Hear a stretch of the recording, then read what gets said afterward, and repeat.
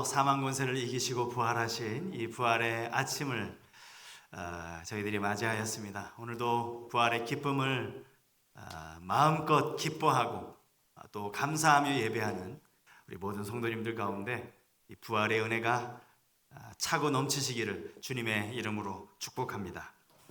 옆에 계신 분과 이렇게 한번 인사하면 좋겠습니다. 주님이 부활의 첫 열매가 되셨습니다.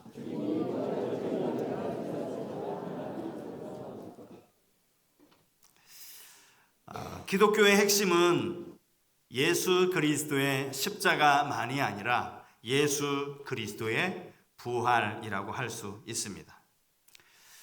십자가와 부활은 따로 떼어져서 생각할 수가 없다라는 것이죠. 그래서 기독교에서 지키는 절기 가운데 정말 우리가 명절로 지키는 절기가 있다면 바로 그 중에 하나가 이 부활절일 것입니다. 문제는요, 이 부활을 믿지 못하는 사람들이 있다라는 것이죠. 어떻게 사람이 죽었다가 3일 만에 다시 살아날 수 있느냐, 그런 말도 안 되는 이야기가 어떻게 있을 수 있느냐, 이걸 못 믿는 사람들이 있었다라는 겁니다. 오늘 이 시대도 마찬가지겠지만 바울이 목회하던 당시, 특별히 이 고린도 교회 안에도 이 부활을 믿지 못하는 사람들이 있었던 것입니다. 자, 고린도전서 15장 12절에 보면 여기 이런 말씀이 나옵니다. 그리스도께서 죽은 자 가운데서 다시 살아나셨다 전파되었거늘 너희 중에서 어떤 사람들은 어찌하여 죽은 자 가운데서 부활이 없다 하느냐. 여기 너희 중에서 어떤 사람들, 이들이 정확하게 누구였는지는 알 수 없습니다. 그러나 너희 중에서라고 하는 것 보면 이 고린도 교회 안에 있는 성도들 중에서 어떤 사람들, 그들을 의미하는 거겠죠. 그들 가운데 부활이 없다라고 말하는 사람들이 있었다라는 거예요. 여러분, 예수님 시대 사두개인들이 대표적으로 부활을 믿지 않던 그런 사람들 아닙니까? 그래서 이들이 예수님께 찾아와서 던진 질문, 또 예수님의 답변을 아마 많이들 들어서 알고 계실 거예요. 한 사람에게 7명의 아들이 있는데 그 중에 장남이 결혼을 해서 아기를 못 낳고 죽었습니다. 그러면 모세 율법에 따르면 둘째가 그 형수와 결혼을 해서 대를 잇도록 하는 것이, 이것이 모세가 명령한 계대 결혼법이죠. 우리가 생각하면 어떻게 그런 일이 있을 수 있나 싶은데 이것은 순전히 그 자손 대를 잇기 위한 그런 하나님의 방법이었어요. 그렇게 둘째가 결혼을 했는데 둘째도 아이를 못 낳고 죽어요. 셋째, 넷째, 7명의 마지막 막내까지 다 결혼을 하고 결국 아무도 아이를 낳지 못하고 죽었습니다. 그리고 그들이 부활했습니다. 예수님, 도대체 이 여자분은 누구의 아내입니까? 이렇게 질문을 한 거예요. 사실 이건 좀 지나친 상상이죠. 가능성이 아주 희박한 이야기를 가지고 지금 예수님께 시비를 건 거예요. 근데 예수님이 뭐라고 말씀하셨는가 보니까 마태복음 22장 30절 말씀에 이렇게 말씀하셨어요. 부활 때에는 장가도 아니 가고 시집도 아니 가고 하늘에 있는 천사들과 같으니라. 하늘에 있는 천사들과 같다. 이 말씀에서 오늘 고린도전서 15장과 연결이 되죠. 뭔가 우리의 몸이 변화된다라는 것을 보여주는 그런 말씀 아닙니까? 그러면서 주님이 이 말씀을 하시기 전에 이런 말씀도 하셨어요. 너희가 성경도 모르고 하나님의 능력도 몰라서 오해했구나. 하나님의 능력을 모르면 이런 오해를 할 수 있다라는 거예요. 여러분, 우리가 이 땅을 살아가면서 오해하는 것들이 종종 있는데요, 그것이 성경, 하나님의 능력을 모르기 때문이에요. 오해가 어디서 나오느냐? 자꾸 우리의 이성을 가지고 그것을 판단하려고 하니까 여기서 하나님의 능력을 인정할 수가 없게 되는 것이죠. 교회 밖에 부활을 못 믿는 사람들, 아니 당신은 왜 부활을 못 믿어요? 라고 물어보면 아마 하나같이 이렇게 대답할 거예요. 아니 그게 이성적으로 말이 되냐고. 이성을 가지고 생각해 보라고. 그게 말이 되는 이야기냐고. 끔찍이나 이성을 중요시하는 것처럼 보이지만 여러분, 우리가 살아가는 이 세상에서 이성에 맞지 않는다고 무조건 틀리다라고 말할 수는 없는 거예요. 이성의 한계를 우리가 알아야 한다는 것이죠. 부활 사건은요, 어쩌면 우리의 이성으로는 도무지 이해할 수 없는 그런 사건이라고 해야 할 겁니다. 그래서 신앙이라고 말하죠. 성경에 여러분, 우리 머리로, 우리의 이성으로 이해되는 말씀이 과연 얼마나 될까요? 예수 그리스도가 이 땅에 오셔서 우리가 기독교, 이 기독교가 생겨났죠. 예수님이 어떻게 오셨어요? 예수님이 하나님이신데, 예수님이 신이신데 사람이 되셨답니다. 여러분, 이걸 이성으로 설명할 수 있습니까? 이성적으로 말이 됩니까? 아니, 어떻게 신이 사람으로 태어나? 그것도 그 목수의 아들로 태어났는데 그게 하나님이래. 이해할 수 없는 것이죠. 사실 이렇게 이성을 중요시하고 이성대로만 생각하는 사람은요, 그들의 삶에는 놀랄만한 일이 일어날 수가 없어요. 여러분, 우리가 왜 종종 놀랄 때 어느 경우가 놀라는 경우입니까? 이거 도무지 있을 수 없을 것이라고 생각했는데, 내 이성으로는 이런 일이 도무지 불가능할 거라고 생각했는데 그 일이 일어나요. 그러면 우리가 놀라게 되죠. 어떻게 이런 일이 있을 수가 있지? 놀라게 되는 거예요. 이성만 가지고 있다면 그들은 신앙을 가질 수도 없습니다. 어떻게 예수님을 믿고 어떻게 예수님의 공생의 사역, 성경에 기록된 말씀을 믿을 수가 있겠느냐고요. 여기서 아이러니가 있어요. 사람들은 그냥 이성을 그렇게 중요시하는 것 같지만 은근히 그들 모든 사람들의 내면에는 그 이성을 초월한, 우리가 소위 말하는 그 기적을 바라는 마음이 있다라는 거예요. 한번 예를 들어볼게요.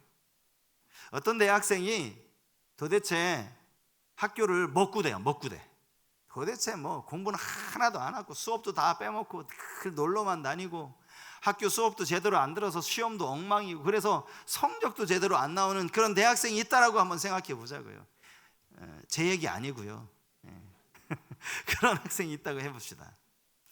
이것 가지고 이거 4년 만에 졸업을 하겠나 싶은 그런 학생이 속으로는 무슨 꿈을 꾸는지 아세요? 내가 이 학교 졸업하고 나서 이름만 들으면 다 알 수 있는, 누구나 가고 싶어하는 그 대기업에 내가 취직했으면 좋겠다. 내가 그 회사 다니면 진짜 좋겠는데. 그런 생각을 가져요, 안 가져요? 갖잖아요. 자기가 공부 제대로 못한 건 생각 안 하고 모두가 바라는 그 꿈을 그 사람도 꾸기 마련이라는 거예요. 그리고 나서는 에휴, 그냥 안 그래도 뭐 시험 삼아 한번 이력서 내보지 하고 그 회사에 이력서를 냈어요. 그런데 갑자기 그 회사에서 전화가 온 거예요.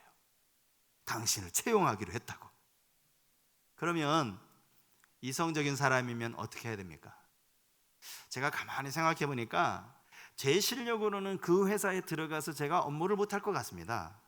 제 이성으로 제 실력이라든지 제 학력이라든지 또 제 능력을 감안해 보았을 때 저는 이성적으로 그 회사에 들어가서 일할 자격이 없는 사람입니다. 그냥 저 취소시키세요 라고 말할 분 계십니까? 아닐 거예요. 어떻게 내 인생에 이런 일이 일어날 수 있는가? 내가 정말 꿈도 못 꾸는 그 꿈 같은 그 회사에 어떻게 내가 입사할 수 있게 되었나? 이야, 기분 좋다. 예수 믿는 사람 같으면 할렐루야를 할 거고요.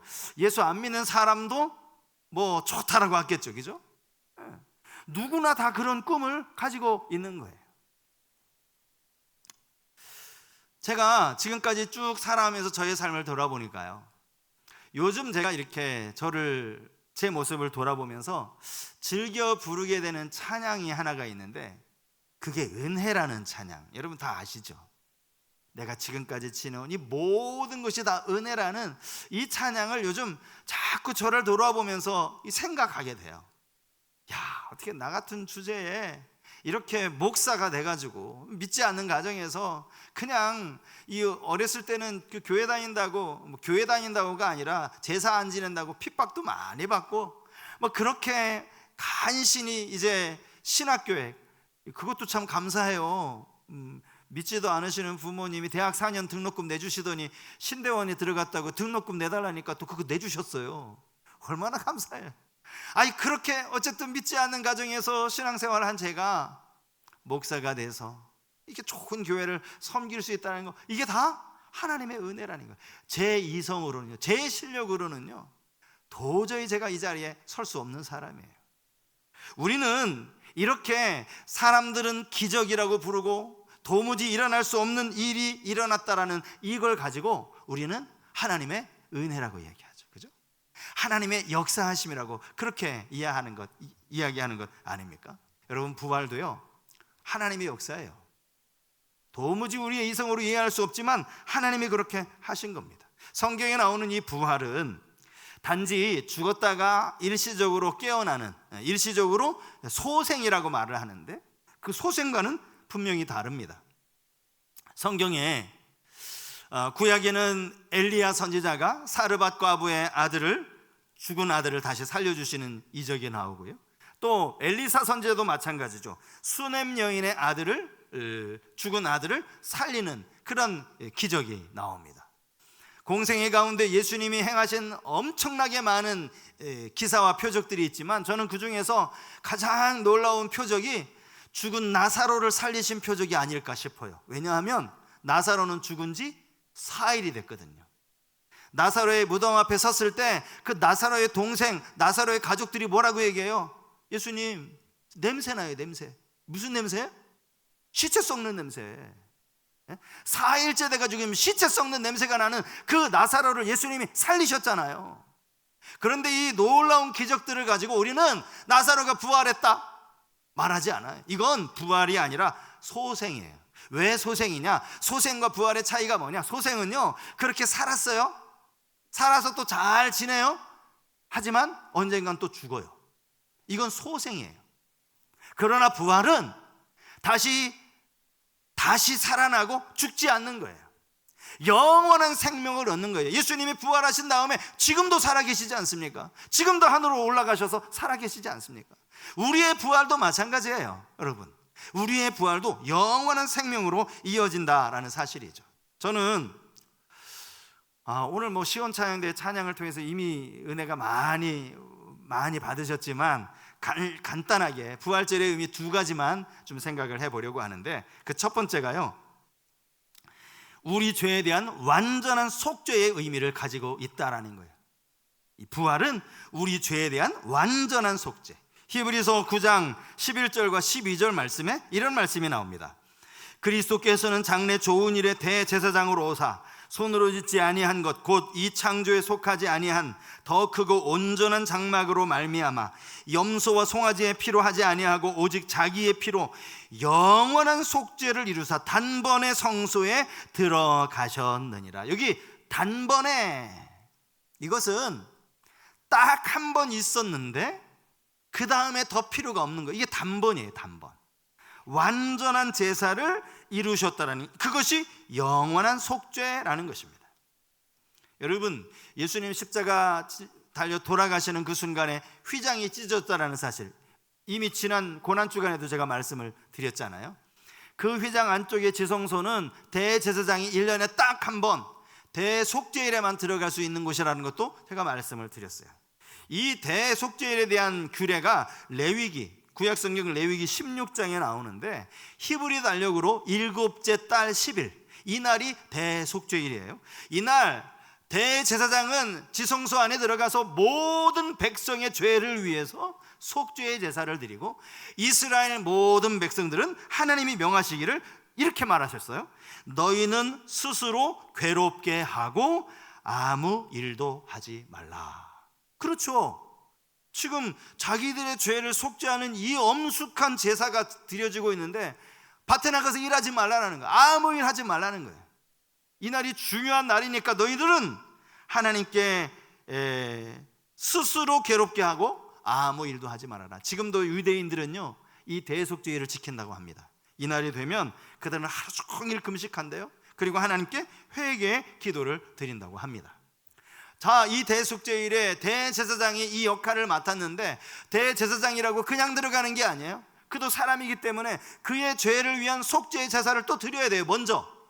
그래서 수송아지를 잡아다가 엄청 복잡해요. 여러분, 제사가 얼마나 복잡한지 다 아시죠? 이걸 7번을 여기다 뿌리고 저기다 뿌리고 이렇게 뿌리고 나서 본인이 정결해진 다음에 이제 지성소 안에 들어가게 되는 거죠. 지성소 안에 들어가서 이 속죄의 제사도 그렇게 금방 끝나는 게 아니었던 것 같아요.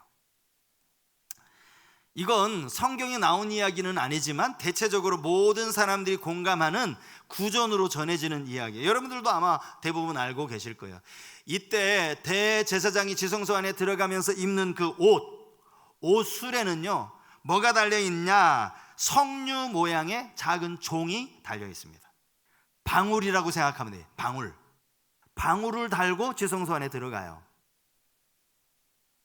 왜 방울을 달고 들어가는지 여러분 아시죠? 네. 방울을 달고 들어가 있으면 이 대제사장이 움직일 때마다 딸랑딸랑 소리가 나요. 그 소리를 듣기 위해서 방울을 달고 가는 거예요. 뿐만 아니라 대제사장의 발목에는 끈을 길게 매달아서 지성소 밖으로 그렇게 놓고 그 안으로 들어가는 거예요. 백성들이 지성소 안에서 이제 제사를 드리고 있는 그 대제사장을 기다리면서 얼마나 마음을 졸이겠어요? 딸랑딸랑 이 방울 소리가 나면 지금 우리 대제사장이 잘 제사를 드리고 하나님이 그 제사를 받으시는구나, 이렇게 기뻐했을 거고요. 어느 순간 방울 소리가 들리지 않으면 하나님이 저 제사 안 받으셨나 보다.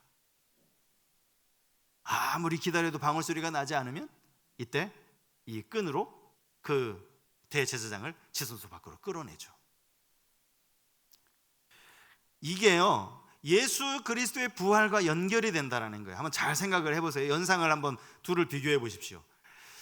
백성들이 마음을 졸이고 지성소에 들어간 대제사장을 기다려요. 그가 살아서 지성소 밖을 빠져나오면 하나님이 저의 그 속죄의 제사를 받으신 거예요. 그리고 모든 이스라엘 백성들의 죄가 깨끗이 사하여진 거예요. 완전히 대속죄일이 아름답게 지켜진 겁니다. 마찬가지로 예수 그리스도가 돌아가시고 무덤에 묻히셨어요. 그리고 3일 만에 그 무덤 문을 열고 나오셨어요. 이건 마치 대제사장이 모든 속죄의 제사를 다 마치고 나오는 것과 똑같다라는 거죠. 예수님이 무덤을 열고 나오시는 것으로 말미암아 우리의 모든 죄가 완전히 깨끗함을 받게 되었다. 이게 완전한 속죄라는 것이죠. 그래서 로마서 4장 25절에 보면 이런 말씀이 나와요. 예수는 우리가 범죄한 것 때문에 내줌이 되고 또한 우리를 의롭다 하시기 위하여 살아나셨느니라. 우리가 의롭다 하심을 위하여 살아나셨다. 여러분, 고린도전서 15장 17절에 보면 이런 말을 해요. 그리스도께서 다시 살아나신 일이 없으면 너희의 믿음도 헛되고 너희가 여전히 죄 가운데 있을 것이다. 부활이 없으면 우리의 믿음이 헛되대요. 여러분, 이 말을 잘 이해하셔야 돼요. 아니, 예수님은 십자가에서 달려서 죽으신 것 아닌가? 죽으심으로 우리의 죄를 다 용서해 주신 것 아닌가? 맞습니다. 그런데 왜 믿음이 헛것일까요? 여러분, 우리의 믿음은 예수 그리스도를 통해서 우리의 죄를 다 씻음 받은 것으로 끝나지 않아요. 우리의 믿음은 요한복음 3장 16절 믿는 자마다 멸망하지 않고 무엇을 주셔요? 영생을 얻는 게 이 믿음의 궁극적 최종 결과 아닙니까? 우리에게 영생이 주어져야 하는데 부활이 없어. 영생은 여러분, 우리가 이 땅에서 땅을 발을 딛고 사는 동안 얻을 수 있는 게 아니에요. 여러분, 이 땅에서 영생할 수 없어요. 영생은 언제 이루어지는 거예요? 주님이 다시 오실 때 우리가 부활하면 거기서부터 영생이 시작되는 거예요. 그런데 우리가 부활하지 않으면 영생은 없는 거예요. 믿음이 헛것이다라는 의미가 그런 의미입니다. 고린도전서 15장 19절 말씀에 이런 표현이 있어요. 저는 참 이 말씀이 공감이 되는데 뭐라고 되어 있는가 하니까, 만일 그리스도 안에서 우리가 바라는 것이 다만 이 세상의 삶뿐이면 모든 사람 가운데 우리가 더욱 불쌍한 자이리라. 아이고, 불쌍한 사람들. 예수 그리스도가 부활하지 않으면 저나 여러분이나 저는 이렇게 그냥 평생 목사라고 이렇게 사역을 하고, 여러분들도 그냥 새벽에 잠도 못 주무시고 나오시고 뭐 교회 봉사한다고 뭐 시간 들여가지고 놀러도 못 가고 이렇게 찬양대 봉사하시고, 참 불쌍한 거예요. 불쌍한 거. 그리스도의 부활이 없다는 말이죠. 그러나 예수 그리스도의 부활을 믿기 때문에 우리는 기쁨으로 하는 거죠. 영원한 생명을 우리가 이미 약속받았기 때문에 우리가 기쁨으로 주를 위해서 하는 것 아닙니까? 기쁨으로 찬양하고 기쁨으로 봉사하는 것 아니냐고요. 예수 그리스도의 부활은 우리의 모든 죄를 향한 완전한 속죄의 임이라는 것. 그리고 또 하나가 있습니다. 그것은 사망으로부터의 완전한 승리라는 것이죠. 자, 말씀드린 것처럼 우리가 부활을 하는데, 주님이 첫 열매이고 우리도 부활하는데, 여러분 우리가 부활하는 시점이 언제죠? 예수님이 다시 오실 때예요. 예수님이 다시 오시면 부활을 하게 됩니다. 자, 데살로니가전서 4장 16절 말씀을 우리 같이 한번 읽어보겠습니다. 성경을 자막을 보시면서 우리 같이 한번 읽겠습니다. 시작. 주께서 호령과 천사장의 소리와 하나님의 나팔 소리로 친히 하늘로부터 강림하시리니 그리스도 안에서 죽은 자들이 먼저 일어나고. 이게 죽은 자의 부활이에요. 죽은 자의 부활, 먼저 일어나고. 주님이 재림하실 때는요, 천사장의 소리, 무슨 소리인지는 모르겠어요. 하지만 그 천사장의 소리와 하나님의 나팔 소리와 함께 영광 중에 오신다는 뜻이겠죠. 주님이 이 땅에 처음 오셨을 때는 넉말랐고 초라한 모습으로 누일 곳이 없어가지고 말구에 누이시는 목수의 아들로 오셨지만, 다시 오실 그때는 영광 중에 오신다는 게, 그때 우리 모두가 죽은 자들이 변화된다라는 그 사실, 이게 오늘 고린도전서 15장이 우리에게 가르쳐주는 말씀 아닙니까? 본문 50절에 보면요, 우리의 이 혈과 육, 이것은 하나님의 나라를 유업으로 받을 수 없다라고 그렇게 말합니다. 이건 썩는 것이기 때문에 썩지 아니하는 유업을 받을 수 없다라는 거예요. 그러므로 우리는 변화될 것입니다. 호련히 변화될 것이에요. 그래야 이 변화된 몸 가지고 영원한 천국에 들어갈 수 있기 때문이라는 거죠. 그러면 사망은 완전히 멸망하는 거예요. 사망을 우리가 완전히 승리할 수 있는 거예요. 본문 55절 말씀에 사망아 너희 승리가 어디 있느냐, 사망아 내가 쏘는 것이 어디 있느냐, 이렇게 말하고 있는데, 여러분, 사망이 쏩니다. 사망이 우리를 지배해요. 우리가 죄를 지음으로 말미암아 지금 사망이 왕노릇하고 있다라고 이렇게 말하고 있어요. 여러분이 사망의 권세가 얼마나 거센지 몰라요. 얼마나 절대적인 권력을 휘두르는지 몰라요. 그런데 주님이 이 땅에 다시 오시면 우리가 부활하여 이 사망의 권세를 완전히 멸한다라고 바울은 우리에게 가르치고 있는 것입니다. 죄와 사망의 권세는 더 이상 우리를 넘어뜨릴 수가 없게 된 것이죠. 이게 예수 그리스도의 부활로 말미암아 이루어진 겁니다. 로마서 8장, 더 이상 우리가 이 죄와 사망의 법에 지배를 받지 않는 이유, 생명의 성령의 법이 우리를 다스리기 때문이에요. 오늘 본문의 마지막 권면이 58절 말씀인데, 이렇게 열심히 부활에 대해서 설명한 사도 바울이 이제 마지막 한마디 우리에게 권면을 주고 있습니다. 58절 말씀도 우리 한번 같이 읽고 말씀을 마무리하겠습니다. 같이 읽겠습니다. 그러므로 내 사랑하는 형제들아, 견실하며 흔들리지 말고 항상 주의 일에 더욱 힘쓰는 자들이 되라. 이는 너희 수고가 주 안에서 헛되지 않은 줄 알미라. 부활 소망을 가지고 살아가시는 성서교회 우리 모든 성도 여러분, 부활 소망으로 우리에게 주어진 믿음, 흔들리지 않고 견실하게 살아가시기를 축복합니다. 뿐만 아니라 주의 일에 더욱 힘쓰며 살아가는 우리 성서교회, 또 우리가 한 주를 살아가면서 늘 우리를 짓누르게 하고 우리를 위축시키는 여러 가지 많은 일들이 있겠지만 거기에 위축되지 아니하고 부활 소망으로 당당하게 살아가시는 우리 성서교회 귀한 성도님들 다 되실 수 있기를 주님 이름으로 축복합니다.